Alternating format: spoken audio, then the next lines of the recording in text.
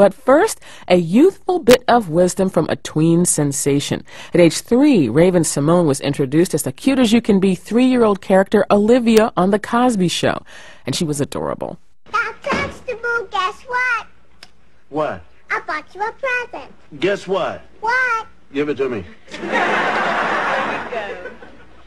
It's a pen that has a ship that floats in it. It's a battleship. I know, just like the one my daddy sells on. This is the most beautiful pen I've ever seen. Me too. Can I keep it? The Cosby Show established Raven-Symone as a major child star, and after that series ended in the 1990s, she went on to appear in the ABC sitcom Hangin' with Mr. Cooper, the Dr. Dolittle movies with Eddie Murphy, and all of this before headlining her own hit Disney Channel show called That's So Raven. Recently, Raven-Symone was back in the spotlight, accepting the Young, Gifted, and Black Award as part of the Black Girls Rock Awards. That's an annual fundraising event dedicated to promoting positive role models from within the black community. We talked last week, and Raven-Symone told me about what it was like to be given that honor.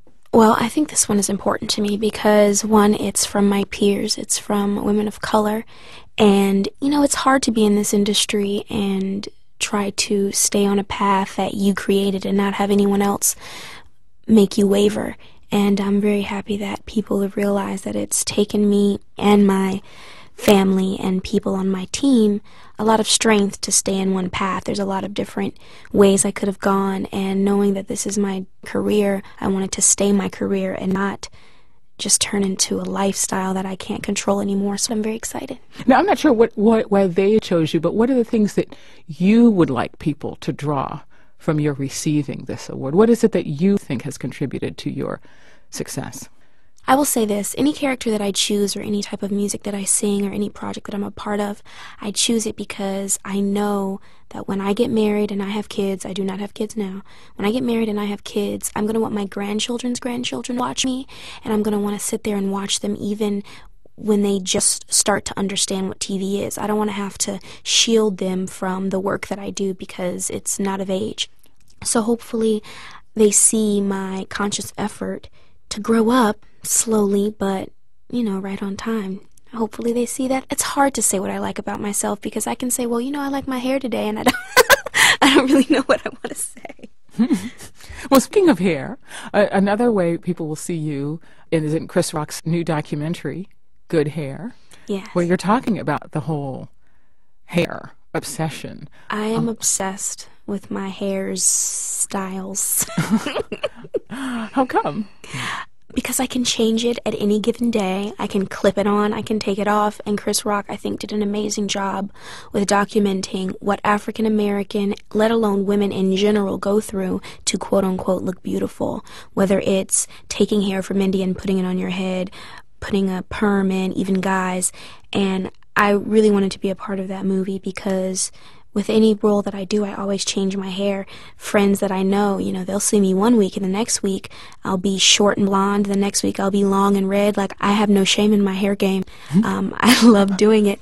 And that's another thing that brings me back to, you know, being a part of Black Girls Rock. You know, that's another, I think, cool thing that we can have underneath our belt. Yes, we have beautiful hair in its natural state as long as we take care of it, but we also have the ability to do whatever we want with it as well. You know, that film, though, is fun to watch, but there is, I don't know if you feel this way, but for me, I felt that there was kind of an undercurrent of pain attached to that because, you know, you have to ask yourself, why is it that so many people have to spend so much to change their natural appearance? And, you know, obviously you're an entertainer, you're in the profession where a lot of people experiment with their appearance and so forth, but there is something to, there's this one scene where, you know, it's obviously tongue-in-cheek, he's trying to sell black hair and nobody wants it.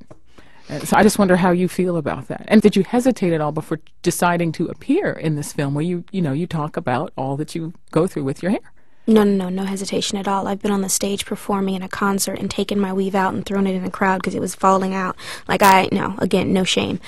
Yeah, there is a little bit of like, oh my goodness, I can't believe I have to go through this when dealing with the different things that we have to go through. But I think it's when we start messing with the original base of our hair, what's coming out of our scalp. My hair right now, yes, I've been through my perms, I've been through my color, but I'm ruining my hair, my God-given right. And so I stopped all that. And instead of doing, that, like you see a girl, she's about 4 or 5 years old and she's getting a perm, that's ruining her scalp. And I think it does come from years and years of, what is beautiful. It's not necessarily what comes from us because our self-esteem has been brought down over the years. But I think now, hopefully, we're in a time, especially with my generation, where we're comfortable with ourselves. We understand what happened in the past, but we're trying to move forward and we're trying to come together as a people and not as different cultures. Speaking of maintaining a healthy self-image, one of the things that I think a lot of moms appreciate, a lot of parents, I should say, appreciate about you is that you seem to maintain a healthy figure. But a normal healthy woman looks like isn't always what the entertainment industry promotes. And I wondered, is it hard for you ever, even with your celebrity prominence and success, to maintain a healthy look? Yeah, I've definitely had obstacles in my career, my whole entire career, to stay a certain weight, to get smaller than I have been. But I look at my family, I look at where I come from, and that's not really in our genes. So I have to, come home and look at myself and say, listen, I was made this way. Yes, I have my own personal things that I want to get over.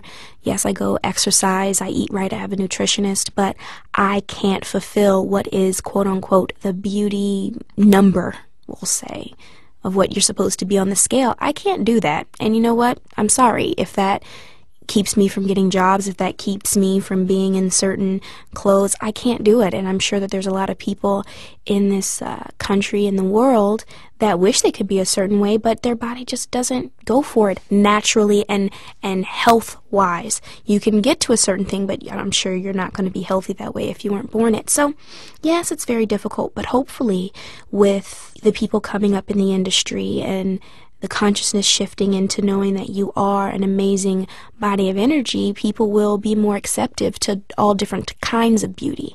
Before it wasn't cool to be African American, and now it's okay. So eventually it will happen. Do you think you've lost work because of your very normal size?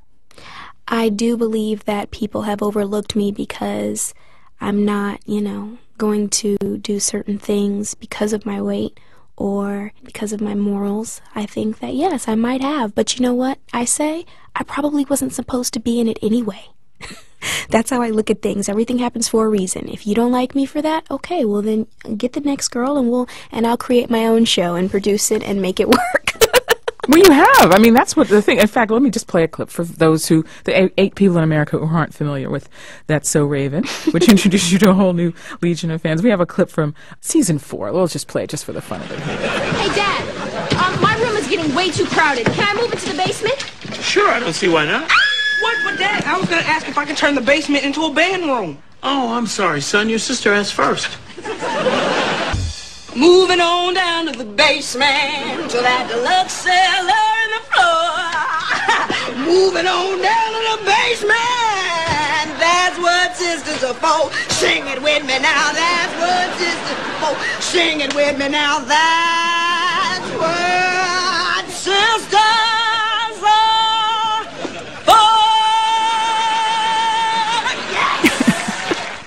We like that clip because you're doing it all. You're singing, and you're just showing everything that you have. That took a lot of peanut M&Ms. That took a lot of peanut M&Ms.